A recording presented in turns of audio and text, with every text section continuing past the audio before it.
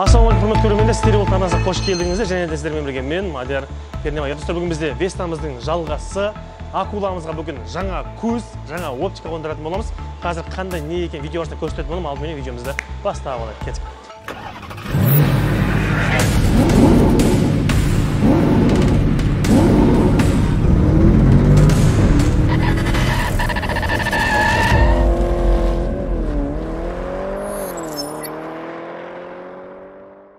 Жабыққан құрметті көрермендер, өткенде бірінші бөлімде мінекей капоттан бастаған болатынбыз. Капотты жазылап, жуып, мінекей көп ұзамай бізге енді досымыз арқылы, біздің серіктес арқылы заказ берген фарларымыз келді. Бұндай фарны мен Қазақстанда ешқандай Вестадан көрмедім.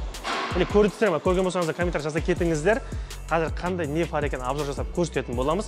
Ол осы бүгінгі біздің видеомыз өте керемет қызықты болайын деп тұр. Сіздер экраннан жасап жайғастырыңыздар, ал біз видеомызды бастаймыз. Кеттік. Видеомызды бастамастан құрметті көрермендер, сіздерге бір керемет жаңалық айта кетейін. Қазір арнайы сіздерге арнап қойған бонустық сый бар. Оны алу үшін төмендегі бекітілген комментарий сілтемеге кіресіздер. Менің промокодымды теріп тіркесеңіздер, алғашқы депозиттеріңізге 200 мың теңгедей бонус беріледі. Сол себептен орындар шектеулі, асығып қалыңыздар. Ал біз іске кірісеміз. Кеттік. Так, достар, мінекей бізде жалпы капотымыз өткендегі тазалап қойғаннан әлі тап-таза болып тұр. Жаңа негізі машинаның бір шайы бағам ғой. Мынандай жерімізде көбік кіріпті.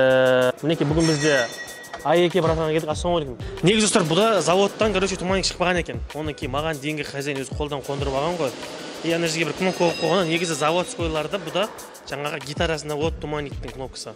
Ал бұда ол жерде орналаспаған. Сол себептен кнопка арқылы десек, бірақ щитокқа жаңағы туманик жанған белгіні беріп отыратын жаңа чек дейма, соны қосуымыз керек болып жатыр. Өйткені кейде ана машина өшірген кезде туманигің өшті ма, өшпеген байқамай қалады кезін. Сондықтан да соны қосып бершік деп жатқан жайымыз бар.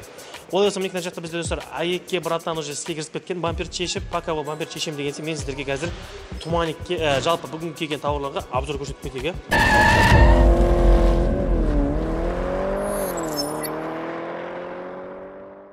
Ашып көрсетейік. Жалпы мына жерде бізде мінекей туманигіміз.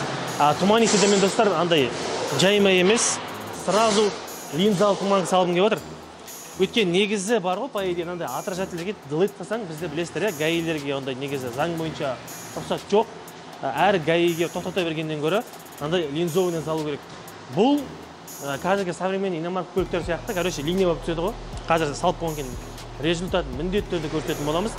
Бұл яғни айтқанда ешқандай сізге противоге отқан көлікте ешқандай зиян жоқ, көзге шағылыстырмайды. Тек қана бір линиядан төмен қарап жарық беріп тұрады ғой. Осындай туманка алдық, сосын және де мінекей мына жерде біздің басты фарларымыз.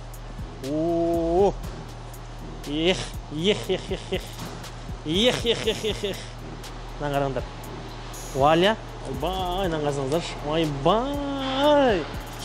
Бұл достар бізде Вестаға арналған Audi стилі фар деп айтылады. Мынау бізде дыхо және де поворотник болып саналады. Сосын екі билет орналасқан.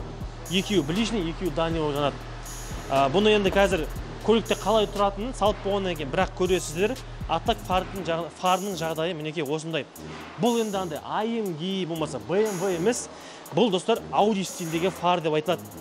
Сондай задний фарға да Audi стилі фарымыз бар. Ол қазір үйде қалып кетті. Қазір таксимен алдырып жатырмыз. Пока алдыңысын қондырамыз дегенше арқасы кеп қалатын шығар. Алды да, арты да полный аудио ғой, түсініп тұрсыздар ма? Ол осы достар бүгінгі видеомыз түсінікті деп ойлаймыз. Жалпы бүгін біз акуламыздың оптикасын, көздерін жаңартатын боламыз. Ал олай болса көп сөйлемейік, іске кірісе берейік.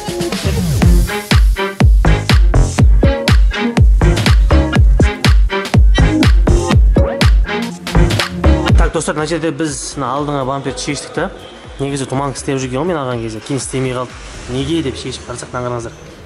Балқып кеткен ғой, датабой ше. Мен бұмен не айтқым келеді? Жоғарыдағыларда осымен үндеу жасағым келеді да. Мына галогенный лампочка деген негізі бар ғой. Қатты қызған кезде үсті балқытып жібереді, көрдіңіздер ме? Сондықтан да құрметті неге жоғарыдағылар кішкене LED салуға, болмаса бір басқа лампочканың түрін салуға мүмкіншілік берсе екен дейміз да. Қайдан білеміз, мүмкін үстіп жүріп от шығып кетсе қайдамыз.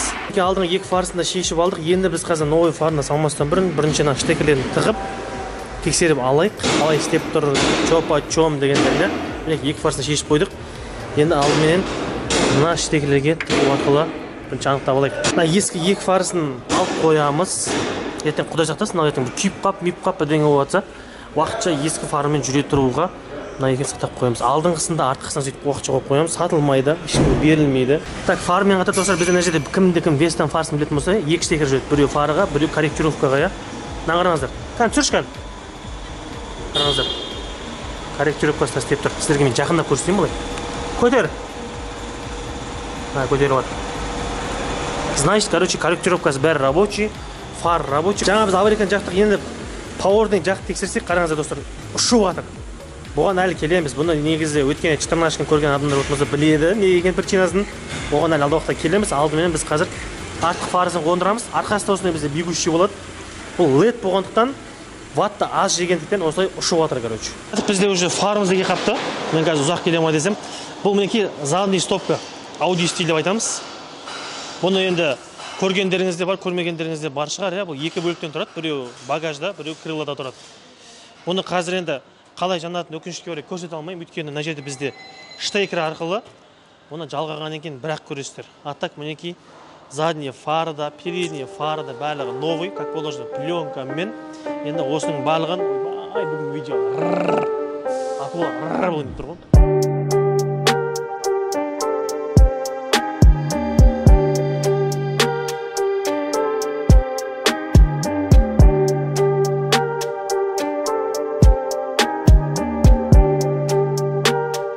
Так, достар, мына жерде мінекей туманиктерін жалғадық, бамперді жинап қойдық. Енді бізде енді туманикті дұрыстап жалғап жатырмыз. Жаңа айтып қойды, через зажигание арқылы істеп береді. Менде просто бұрын природа сондай еді.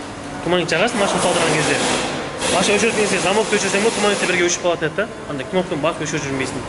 Сондай істеу керек мынада. А так мінекей фарны салдық, туманиктің новыйын салдық. Есіктер мына жерде мінекей жанып кеткендер. Мынаның өзі достар бізде линза болып түседі. Қазір соңында көреміз. Линия вообще ешқандай шағылыспайды, стречкаге. Сосын негізі мынандайдың дальний ближнийлерде болады. Маған дальний ближний керек емес дедім. Чисто осындай ближний сияқты. Туманиктің өзі болып жанып тұрады, линия болып. Ал дальний ближнийімізге бізге 4 билетіміз жетіп жатыр.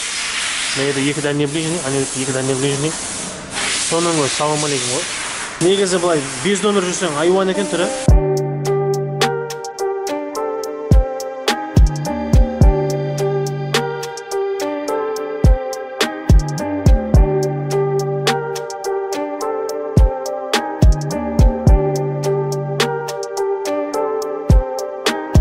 Алты достар, мінекей қазір туманигін жалғады. Енді через замок арқылы. Қараңыздар, біз мысалы замокты ашпаймыз, замокты өшіріп қойдым. Мына жерде туманның кнопкасы бар. Қоссам, қараңыздар, жанбайды. Енді қазір кнопкасын басып қойдым да, қосып қойдым да, енді қараңыздар, замокты ашатын болсам, қараңыздар, туманғы жанды. Байқатсыздар ма? Туманкымыз оның алдында линза болып түсіп тұрады, міне. Замокты мен қазір, замокты қараңыздар, былай өшірем. Туман көшет, көрдіңіздер ма? Және де замокты ашқан кезде бізде обязательно ДХО жанады. Күндіздері былай жүреміз да, қараңыздар. ДХО-мен и мынандай туманкамен. По идее, туманка істен ДХО-сымен жүремесек болады ғой. Дневной ходовоймен. А так негізі вот соска болма. Линза болып былай түсіп тұрады, көрсетер ма? Міне. Линия болып. Қараңыздар.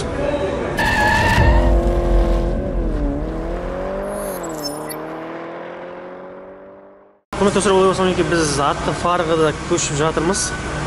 Мінеге артқы фар. Сондай достар, бізде алдында енді алдыңғы фарсы мен туманикті ауыстырып қой. Енді біз арқасынан қазір артқы фары мен подномерік освещениялар сары болып жанады. До версиясын қазір көрсетіп кетейін сіздерге. Соны қайтып артқа ауыстыруымыз керек. Ақыры бүгін бізге енді фарға, оптикаға байланысты болатқан екен. Барлығын істеп сақтап беріп жатырмыз. Мына шашылықтың дүниеге мән бермейміз. Машина керек заттар ертең бір органайзер алып жинап қою керек осының барлығын. Сосын достар, мына жаңа фарының маған бір айырмашылығы, біз қазір бірдеңе доработка істейміз походу, потому что мына жерде бізде поворотник мына бір шетте тұрады да, ал мынау диодный фарларда поворотник екі шетте бар. Сондықтан да біз мынаны по-моему бүйтіп мына жерден бүйтіп кабель тартып бүйтіп жалғайтын сияқтымыз, білмеймін бірақ енді.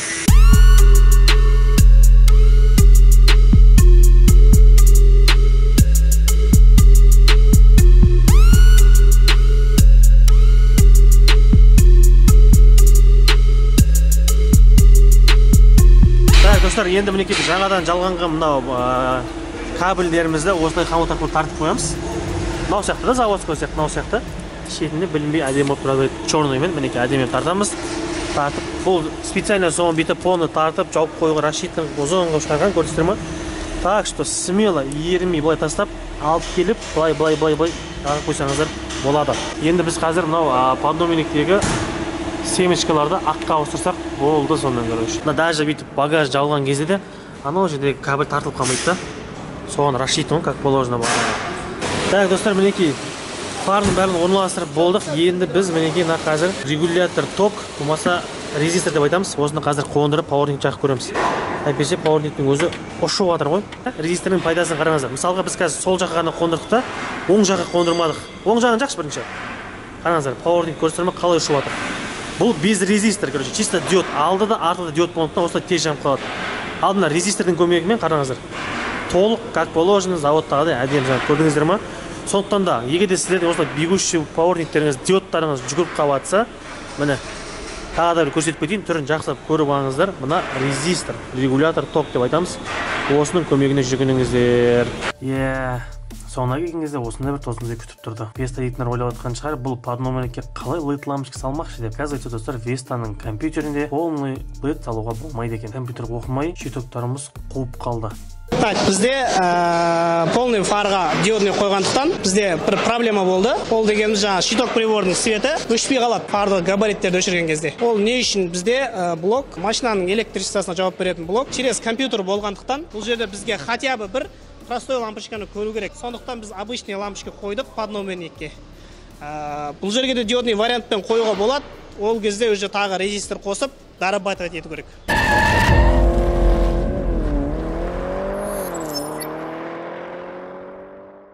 Алты құрметті достар, олай болса мінекей нәтижесін көрсетіп кетейік. Әдейі мен нәтижесін көрсету үшін мен түнді күттім. Қазір мінекей түнгі сағат бізде қателеспесем сағат 4 уже қараңыздар достар.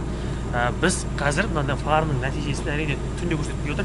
Достар, дәл қазір мінекей қараңыздар, бізде алдыңғы айтып болсаңыздар бір ішке көрсетші. Қазіртінде достар мінекей бізде тек ДХО мен туманка ғана жанып тұр. Туманкамыздың линиясы, туманкамызды көріп тұрғандарыңыздар мен линия болып түсіп тұр. И қазір мен ближний мен дальнийді қосам. Мынау достар бізде ближний және де мынау дальний. Сондай бұл фарның мен үшін білмеймін сіздерге қалай екен, бірақ мен үшін бір минусын байқап тұрмын. Ол сәл бері жақындасаңыздар, қараңыздар. Мына қараңыздар. Мынау бізде линия, көріп тұрсыздар. Енді линияның үстінде мынандай бір отражение бар, қараңыздар. Мынау яғни айтқанда бүйтсем мен көзіме шағылысып көрдіңіздер ме? Бетіме жарық түсіп тұр. Білмеймін, бір негізгі линиясы мына жерде ғой, мына жерден түсу керек қой жаңағы. Ал бірақ линияның сәл үстінде бір жарық бар да какой-то. А так негізі жарығы жаман емес. Мынау бізде полион китайский фарлар ғой бұлар. Мүмкін ертең алдағы уақытта билеттерін ауыстырып тастаймыз одан қатты жанатынға. А так мен туманкаға ризамын. Туманка қосылған кезде обед болады мына жер. Ближний дальний негізі туманкаға қарағанда азапсыз талабы екен. Жалпы бұл фарды маған негізі былай түрі, машинаға тұрысы бәрі ұнады да, қараңыздаршы. Идеально ойлап тапқан. Корпусын жаңағы ішіндегі екі билетті әдемі ойлап тапқан. Сондықтан да осыны ұнатқаннан кейін осыны алдым. Әрине алмастан бұрын бұл фар туралы отзывты қараймыз ғой, басқа блогерлер салып не деп жатыр, кім қалай деп жатыр деген сияқты. Сол кезде де блогерлер айтқан, негізі мынаның освещениесі кішкене сәл нашарлау. Қатты андай апаны қып бермейді екен. Енді мүмкін алдағы уақытта билеттерін жаңарта саламыз. Аттак былай барлығы әдемі. Жаңа ғана төбедегі освещениесі ол жаңа встречный машинаның көзін алмайды.